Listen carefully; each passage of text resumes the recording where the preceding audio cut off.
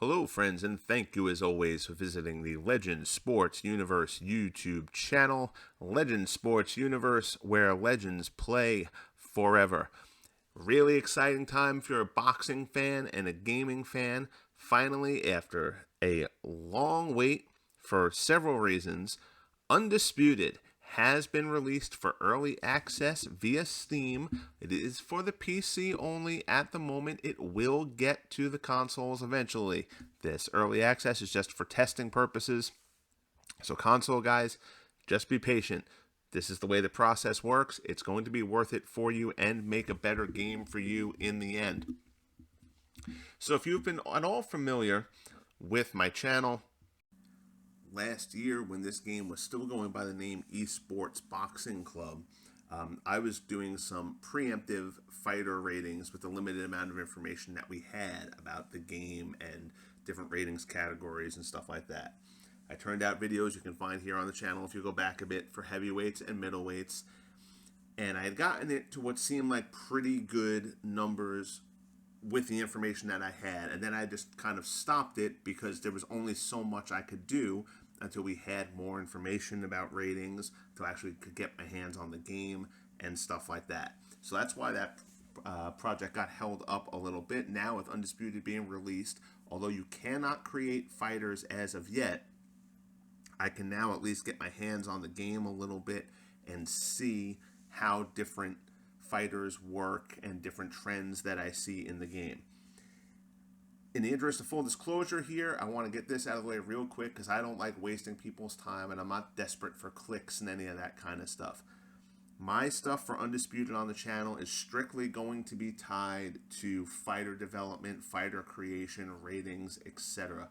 I'm not really going to get into gameplay too much, especially at this point with it really being an online gaming game only at the moment. That will change, that will evolve. There will be career mode and all that kind of stuff. But right now, the real focus is on playing it online, player versus player, and stuff like that. I'm not going to get into gameplay very much. If you are looking for gameplay videos, check out Dark Side, check out Study, check out JMMA, check out King Juice. Those guys all do really good gameplay stuff involved with the game. So I will steer you to them for the gameplay stuff. My focus, as is the case with everything in the Legend Sports universe, I custom do everything. I develop all the player ratings. I develop custom leagues and all that kind of stuff. So everything that from me is going to be tied to fighter creation. Okay, so if you're not interested in that, save yourself the trouble. Don't worry about subscribing or anything like that. That's cool. I have no problem with that. Like I said, I just don't like trying to take I want to figure I'll be on the level and not waste people's time. So that's what my focus is going to be. My focus is on fighter creation. So that's going to bring me to this. So yesterday, the game was released. I had the opportunity to run a couple of quick sims from fighters that were released on release. And my big concern for this game, and I have expressed this in videos previously, is that because it's so focused on online and they've posted the fighter models, and the models look great and all that kind of stuff, but they really haven't been willing to talk about ratings or creation or how creating these fighters is done, other than, hey, look, here are the models of the fighters. And the models look great. So my concern, though, is how accurate are you really trying to make the fighters? Models look great. Models aren't fighters. Actions are fighters. Performance is fighters. So if you're trying to make fighters accurate, they have to have the same kind of traits and tendencies. And I'm not talking about their arm movements or their stance. I'm talking about activity levels. I'm talking about their ratio of jabs to power shots. I'm talking about how many punches per round, how easily they cut, how well they move around the ring, how aggressive they are, stuff like that. That's what makes a fighter. Models are secondary as far as actually creating a fighter. The tendencies, the activity, how a fighter fights is the stuff that's important. So that's the stuff that I'm going to kind of lock in on here. So in developing my fighter formulas that I mentioned before in my preliminary stuff, And everything, of course, at this point is preliminary because the creation module hasn't actually been released yet. But a big thing for me is I was using, real life CompuBox data, which exists, of course, for recent fights, but for the big names historically, CompuBox went back and put data together for those guys too. So there's a really good wealth of information out there that I was able to utilize in developing fighter ratings. And one of the biggest things for me in getting a fighter to perform properly is their activity level per round. That is huge. If you have a fighter, and I've used this example previously, you take somebody like Meldrick Taylor, and you can take Meldrick Taylor's image and create a fighter that looks exactly like Meldrick Taylor. Meldrick Taylor threw upwards of 80 punches per round throughout his career. So you create a model that looks like Meldrick Taylor, and you can even give him great hand speed and all that kind of stuff. But if you create him to throw 40 punches around, he's not Meldrick Taylor at that point. He's just some model that looks like Meldrick Taylor. But he's not Meldrick Taylor if he's not fighting like Meldrick Taylor. And I used that example months and months ago, and it's kind of the one that I hang to. But you kind of get what I'm saying there. That, a fighter has to fight the way he fights. So the first sim I did when I got this game yesterday was Roy Jones Jr., Sugar Ray Leonard.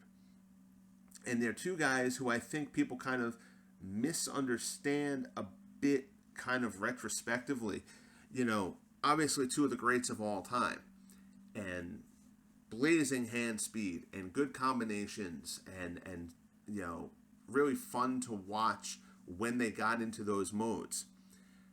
Jones and Leonard did not throw a lot of punches per round or per fight in their careers.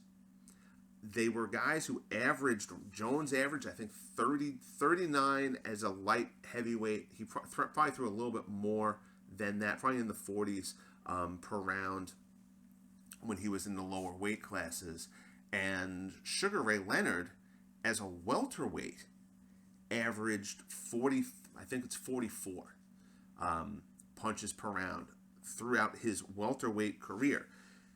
They were very measured. They were very economical with their punches. It's why they were so good late in fights, particularly in the case of Leonard, because they didn't exhaust themselves unnecessarily. They waited and they waited, and then when they had spots for flurries, they'd flurry and they'd fire off a bunch of punches, and then they'd wait and they'd wait. So they were not reckless. They were not particularly aggressive fighters. So when you have them fight, if you're going to create those guys, you want them in that ballpark. It doesn't have to be exact. Fighting is individual in styles, and so you don't want to get married to the numbers, but you do want to be in that area. If you've got a fighter who's averaging 38, 40, 42 punches around for their career, or at least their time in a given weight class, you want them to fall between 30 and 50. I mean, that's giving you more than a 20% leeway in either direction. If you look at these results here, the Jones and Leonard fight that I simmed yesterday, and there are two modes. There's casual mode and there's simulation mode. You can also accelerate the clock if you're familiar with the other sports video games like Madden and NBA and all that kind of stuff. You can accelerate the clock so that your hockey 20-minute periods don't really take as long, and your football games don't really take as long as a real football game does. So you can accelerate the clock here. So I basically made this, instead of a 3-minute round, it basically took 2 minutes of real time, and it was in what's classified as simulation mode. Roy Jones threw upwards of 90 punches a round. Ray Leonard threw 74 punches per round. This is kind of what I was concerned about, is that, they're not really them. Their stances look like them, and the models look terrific. But at least on the first glance, this is the first day of early access. This absolutely could be changed. It could be modified. It could be improved. This is just a first impression. But they don't fight like them. So it's like, okay, let's move past Jones and Leonard. Let's see another example. Let's take a look at another example. So we move on to heavyweights. Tyson Fury, Joe Louis. Generally speaking, heavyweights are going to throw less punches per round, although Fury and Louis kind of fall into the same area as Jones and Leonard did historically.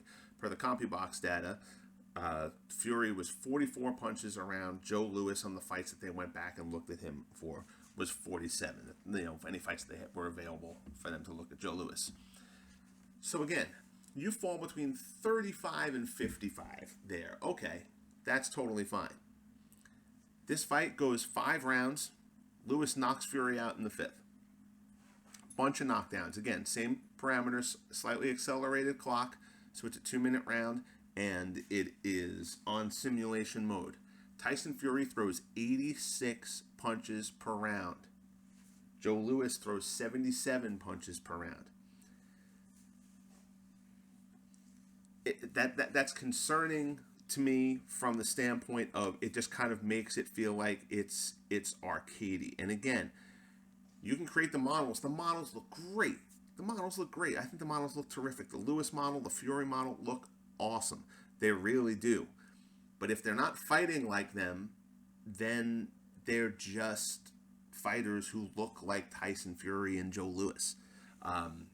So there's going to be some work to do in trying to make fighter creation accurate down the line. Now, I do want to throw this one out there because then I decided, let's go and take, I'm not too concerned about the results as far as winners and losers at this point. But again, you've seen a bunch of knockdowns. Leonard was knocked down, I think it was 4 times by Jones. And Fury and Louis combined for 6 knockdowns, as my dog gives a little shake there. Combined for 6 knockdowns. All right, whatever. Let's drop down to low weight classes. So I took British bantamweight prospect Hopi Price. Price is in the game. He has had 9 professional fights. I love that they're including prospect fighters and stuff like that. I think that's really, really cool. 9 fights in his career. He's undefeated. Only 3 knockouts. So the hope was that you wouldn't see a ton of knockdowns. You wouldn't see, you'd see a fight go deep, even if it didn't go the distance. Well, it did go the distance, and there was only 1 knockdown in the fight. So, I like that part of it. The CompuBox site is down, and they probably haven't checked out Hopi Price yet necessarily anyway. But you see the punch data there. It's 58, 59 punches per round. So I'm going to assume that that's not particularly far off. So that seems to be a little bit of a better result, but obviously the results of the first 2 fights are a bit concerning. So I'm going to have to do some more testing about this, see what I see. I will continue to do videos on here. But based on these first results, I wanted to check in on the Undisputed Discord channel in the questions where I've popped in previously about this issue. So I asked, is there any general timeline as to when you guys will start to discuss what different ratings categories do? In particular, at the moment, I'm curious what determines how many punches a fighter throws and how active the fighter is. First CPU versus CPU sim yesterday, Jones versus Leonard. Even with accelerated clock, Jones averaged 91 punches per round, Leonard at 74. Both were high 30s to low 50s for most of their careers, so curious if there's an attribute that impacts that. Will Kinsler, is Raxzilla on there, great guy. It's a thankless job, him being the guy who has to go and answer questions and stuff like that, and he's awesome about it. So Will jumped on quickly. He said it's on our radar, really just blocked by bandwidth to have someone organize. But we want to put it in a blog post. In terms of your specific example, there's not a rating that governs the volume of punches. Today, this is more likely to be impacted by things like difficulty setting and the fighter's archetype, slugger, etc.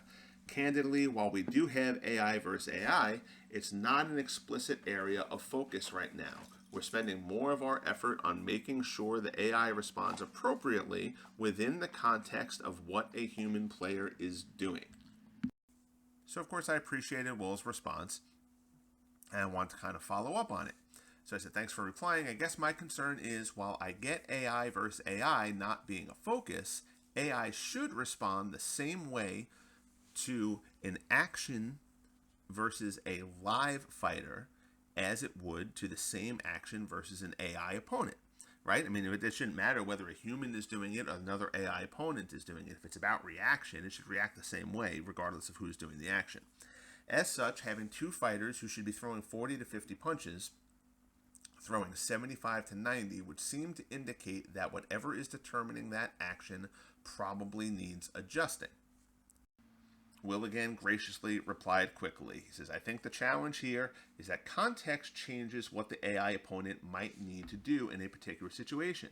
If you focus first on a statistical goal, there's a risk of ignoring the importance of what's happening in the moment, which is absolutely true, but I think kind of misses the point a little bit. He says that context will change depending on whether a player actually fights the way a specific boxer might fight, how we've tuned stamina, damage, etc. We want the AI to make decisions like, if I'm a slugger, how should I behave in a particular situation? Should I be attacking right now? Am I hurt, so I'm throwing less, or do I become more aggressive and take risks when my health is low?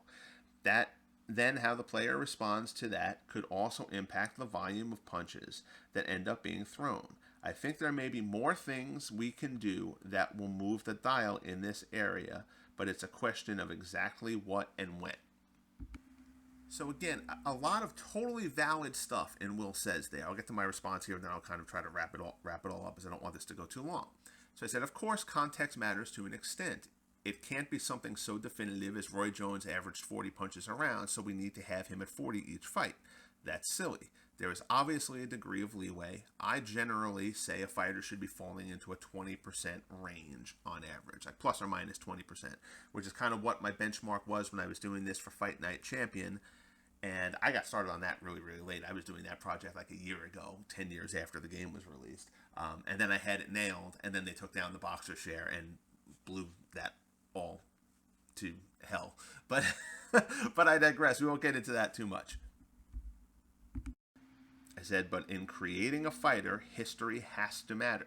If you've got a guy who averaged 40 punches a round over his career, peaked at, say, 60 in a particular fight for style reasons, etc., and you've got him pumping out 90 a round with regularity, you haven't really made said fighter. You've just made a random fighter who looks like said fighter, and there's a big difference. And that again comes back to my point that models aren't fighters. So that's where that conversation off. Not because Will refused to answer; he will answer eventually, but just he has not as of yet. That was a conversation from this morning, so I don't want to make it seem like, oh well, Will didn't answer that point. He will probably answer that point at some point. Like I said, Will is a great guy, and I'll probably drive him nuts with all these questions about fighter creation. But he's a real good dude, and does a great job with what he's doing. So there's work that's going to have to be done here. The general archetypes thing, and Will has mentioned that, I've mentioned that in a previous video that I've done here, is a bit concerning because it seems like they're going to kind of rely on that, which is going to make nuancing fighters really, really difficult. That said, this is the beginning of early access. There is time. I will be running more tests on my end to see if there's trends that I see, and I will, of course, relay this to them and try to help, in any way I can, make the game better for the best boxing game possible. And I will, of course, be posting here with my findings, things I see, any work that happens on my end. So hopefully you will subscribe and follow. So hopefully you like enough. You'll subscribe here to the YouTube channel. Check out the other social media there. Check out Legend Sports Universe page on Facebook. When I have just kind of a little note or a little observation, that's where it'll get dropped, so things will be a bit more frequent there. Most importantly, guys, have fun, be good to each other, and we'll talk soon.